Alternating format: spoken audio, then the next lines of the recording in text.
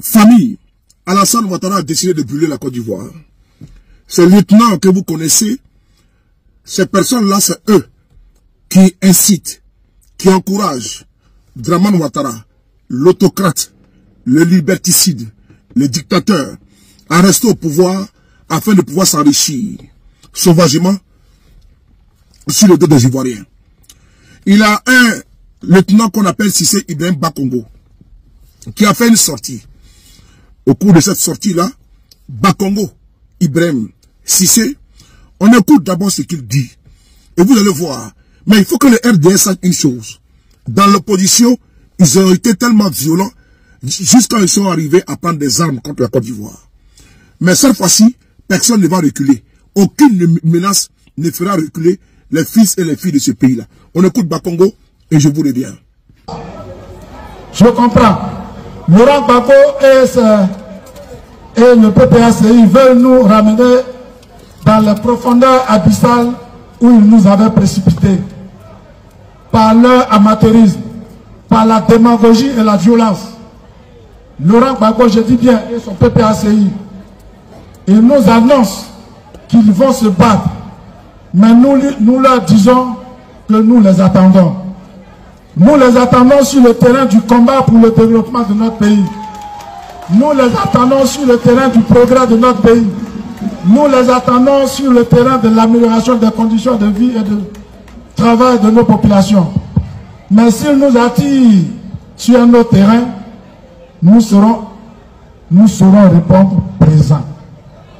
Ils ont dit qu'ils seront dans la rue. Mais nous, on est déjà dans la rue, on les attend. J'ai dit hier, j'ai dit aujourd'hui, avant-hier j'ai dit, ils veulent descendre dans la rue, mais nous y sommes déjà. Nous, c'est notre gîte habituel. Nous, on est déjà dans la rue. Vous venez, vous allez nous trouver là. Le seul projet de société ou programme de gouvernement de Laurent Gbagbo consiste, selon ses adeptes ou ses fidèles, consiste dans la réconciliation et le souverainisme. Le souverainisme est un autre mot, hein, c'est un nouveau mot. C'est un autre mot qu'ils ont trouvé. Voilà. Il dit souverainisme. D'accord. Alors, Laurent Gbagbo parle de quelle réconciliation? De quelle réconciliation? Madame la ministre, Madame la ministre, Madame la présidente, de quelle réconciliation il parle? Quand il est incapable de pardonner à Blé Goudé une faute dont on ignore tout. Lui, il parle de réconciliation. Et puis Blé Goudé qui a partagé la prison de la haine avec lui, il est incapable de lui pardonner une faute que personne ne connaît. Quand il est incapable de pardonner à Afin Sansa, on peut le lui reconnaître, de lui avoir arraché le FPI. Il est incapable de pardonner à Afin Sansa de lui avoir arraché le FPI. Il est incapable de pardonner à Simone Neivé son égérie d'hier, d'être juste amoureuse de lui. Elle est juste amoureuse de lui. Et il est incapable de lui pardonner cet amour. Bon, voici la politique du RDR. On va prendre l'essentiel. Bon, d'ailleurs, on prend la fin. Quand il parle de pardon, est-ce que Bakongo peut nous expliquer ce que Guillaume Soro a fait à Alassane Ouattara et puis il n'arrive pas à lui pardonner? Il peut nous expliquer ce qui motive les 20 ans et perpétuité que son régime a donné à M. Guillaume Soro? Est-ce qu'on peut parler de ça un peu? Il peut nous expliquer pourquoi est-ce que son régime persécute Soutou Soul? Il peut nous expliquer pourquoi Afouchata Bama Lamine aujourd'hui est en exil? Il peut nous expliquer pourquoi Issaka Fofana est en exil? Il peut nous expliquer pourquoi Moussa Touré est en exil? On ferme la parenthèse. C'est du verbiage creux. Il dit que nous, on est dans la rue, c'est leur gîte habituel. Effectivement, Bakongo a raison. Parce que vous avez écouté une dame ici, à l'époque, Madame Honorable Traoré, celle qui est intervenue au Parlement de la CEDEAO, avec le député sénégalais Sagna, Guy-Marie Sagna. Mais cette dame-là, elle est députée de Koumassi. Elle a fait une révélation au cours d'une conférence de presse. Elle a expliqué que Bakongo, là, c'est le chef des microbes. Quand les microbes qui taillardent des Ivoiriens, les microbes qui ôtent la vie aux Ivoiriens, là, c'est Bakongo qui en est le chef. Donc, c'est normal qu'ils reconnaissent, ils revendiquent publiquement qu'ils sont derrière dans la rue. Puisque les microbes volent, les microbes tuent les Ivoiriens. Et c'est Bakongo qui appelle dans le commissariat afin qu'ils soient libérés. Donc, c'est l'autorité publique. On a vu ici en 2000, ces mêmes microbes menaçaient l'église catholique de verser leur sang. Les croyants catholiques, chrétiens, de verser leur sang, comme le sang du Christ. Je suis en train de les paraphraser ici. Ce n'est pas terminé. Bakongo doit savoir une chose. Que le RDR, là, en 2000, précisément en décembre 2000, le RDR, dans un reportage du journal qu'on appelle RFI. RFI, vous tapez sur Google, RDR, la rue, entre la rue et les urnes. Mais le RDR n'a pas hésité à ôter la vie à un policier sous Gbagbo Laurent. La manifestation était interdite. Malgré ça, le RDR descend de la rue, il y a eu des morts. Pourquoi? Parce que la candidature de Alassane Ouattara a été rejetée aux élections législatives. C'est de ça qu'il s'agit.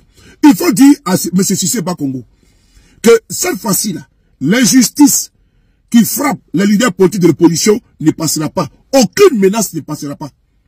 Aucune intimidation. Ce qu'il fait là, on appelle ça influence. Tu veux influencer les gens. Tu ne peux pas créer quelque chose. En 2025, là, les Ivoiriens vont descendre dans la rue, effectivement. Ils vont réclamer leurs droits. Mais la rue, là, ils vont réclamer leurs droits à l'État de Côte d'Ivoire, pas à vous. Vous êtes un parti politique, non? Est-ce que c'est à vous qui s'adresse? Il s'adresse à l'État de Côte d'Ivoire. L'État impersonnel est censé être impersonnel. C'est très important. Et donc, si vous voulez aussi également descendre dans la rue, c'est que vous avez une revendication. Mais je le dis encore, Bakongo, tout ce qui adviendra en Côte d'Ivoire sera de votre chef. Parce que l'injustice qui s'abat sur Gbagbo Laurent, Guillaume Soro, Tidiane Thiam, Issa Blé Goudé, c'est vous qui avez créé les conditions, c'est vous qui avez alimenté, et c'est vous qui avez condamné ces personnalités-là. Si aujourd'hui, ils réclament leurs droits, de quoi parle l'auteur? Non, Gbagbo ne veut pas casser. Hein? Non, Gbagbo ne veut pas casser. Aucun opposant ne veut casser. Il veut revendiquer les droits. Et les droits manifestés là, c'est inscrit dans la Constitution de Côte d'Ivoire. Manifester, manifestation, le mot manifestation est inscrit dans la Constitution de Côte d'Ivoire. Donc, quand Bakongo dit qu'il attend les militants du PPACI, de l'opposition de la rue là, il faut savoir que ce rendez-vous là sera respecté. La Côte d'Ivoire n'appartient pas à quelqu'un. Le RDR n'a pas le titre foncier de la Côte d'Ivoire. La Côte d'Ivoire n'a pas été léguée au RDR comme héritage par vos parents. Aucun n'a le titre foncier de ce pays-là. Et donc, un groupuscule ne peut pas s'arroger le droit de s'accaparer de notre pays et puis faire du chantage, menacer, intimider, pourchasser, condamner les autres Ivoiriens sous des prétextes fallacieux, les condamnations. Ça ne passera pas à Bakongo. 2025, ça ne sera pas comme 2010. C'est le RDR qui a amené la violence en politique en Côte d'Ivoire. C'est le RDR qui a amené les armes en politique en Côte d'Ivoire. C'est le RDR qui a créé la chienlit, les désordres en Côte d'Ivoire. Mais il faut savoir que le RDR dans l'opposition, au pouvoir, est pire que le RDR dans l'opposition. Mais la Côte d'Ivoire, comme elle est impersonnelle, et elle ne vous appartient pas, parce que vous n'avez pas le titre foncier, Bakongo et le RDR doivent savoir que 2025, là, c'est l'année de tous les risques. Parce que Gbagbo n'acceptera pas, Guillaume Soro n'acceptera pas, Tidiane Thiam n'acceptera pas. Que ce soit très clair. Je vous remercie. Famille, le monde entier est inquiet concernant la situation en Côte d'Ivoire. Le député sénégalais Guy-Marie Sagna, au Parlement de la CEDEAO, décide de décrier les exclusions en Côte d'Ivoire. Il décide de dénoncer ce qui se passe actuellement dans notre pays avec l'exclusion de Guillaume Soro, de Gbagbo Laurent, de Tidiane Thiam, de Charles Blé Goudé. Alassane Ouattara veut envoyer la Côte d'Ivoire dans le chaos. On écoute le député sénégalais Guy-Marie Sagna et je vous reviens. Merci beaucoup à vous. Que moi-même, nous-mêmes, nous avons été victimes de cela au Sénégal. Les gendarmes ont disparu mystérieusement. Quand on les a retrouvés, ils étaient morts. L'un des deux, on n'a même pas retrouvé son corps. Ma deuxième question. Nous portons la Côte d'Ivoire dans notre cœur et nous nous rappelons qu'en 2011, il y a eu une guerre qui a fait autour de 3000 morts. Est-ce que les leçons ont été suffisamment méditées quand nous voyons qu'aujourd'hui, Laurent Gbagbo ne peut pas se présenter. Blé Goudé ne peut pas se présenter. Soro Guillaume ne peut pas se présenter. Tidiane Cham ne peut pas se présenter. Au Sénégal, nous avons une longue tradition où on a empêché à des opposants d'être candidats. Et on a vu ce que ça a donné au Sénégal. J'ai peur que ce soit cela le cas en Côte d'Ivoire. Je suis préoccupé par cette situation parce que je sais, si ça continue comme ça, où est-ce que ça va déboucher? Préoccupé par la situation en Côte d'Ivoire. Une préoccupation légitime. La Côte d'Ivoire, est-ce que la Côte d'Ivoire a tiré les leçons? Je pense que non. Parce que lui qui est au pouvoir n'a pas tiré les leçons. La CEDEAO, qui a toujours été aux abonnés absents, on a vu ce qui s'est passé en Guinée. On a vu ce qui s'est passé au Sénégal avec l'acharnement judiciaire, le massacre par les Nervis, emprisonnement, exclusion. On a tout vu au Sénégal sous Macky Sall. La CEDEAO est restée miette comme une carte. Cette fois-ci, c'est la Côte d'Ivoire. En 2020, c'était pareil. La CEDEAO n'a absolument rien dit, elle n'a pas branché. Ouattara a massacré le peuple de Côte d'Ivoire. Il y a eu une tête coupée de tous ces conflits. On a vu comment Ouattara a défiguré ce pays-là. La CEDEAO toujours prend pour exemple un dictateur, un satrape. Guy Marius Sagna est dans une préoccupation légitime parce que la Côte d'Ivoire va dans le chaos. Ouattara a créé toutes les conditions d'une déflagration. Le cocktail Molotov est aujourd'hui préparé par M. Ouattara risque d'exploser avec les vies humaines qui seront emportées. Il est temps d'interpeller Alassane Ouattara. Lui, en 2004, il a été exclu. On a vu que ça a valu à la Côte d'Ivoire une guerre sans précédent qui a déchiré le pays en deux. 4 leaders politiques exclus. Vous pensez que aisément, les gens vont s'asseoir pour regarder? Je pense que non. Il est temps de faire comprendre à Ouattara que la Côte d'Ivoire n'est pas une monarchie, c'est une république, la démocratie doit s'appliquer.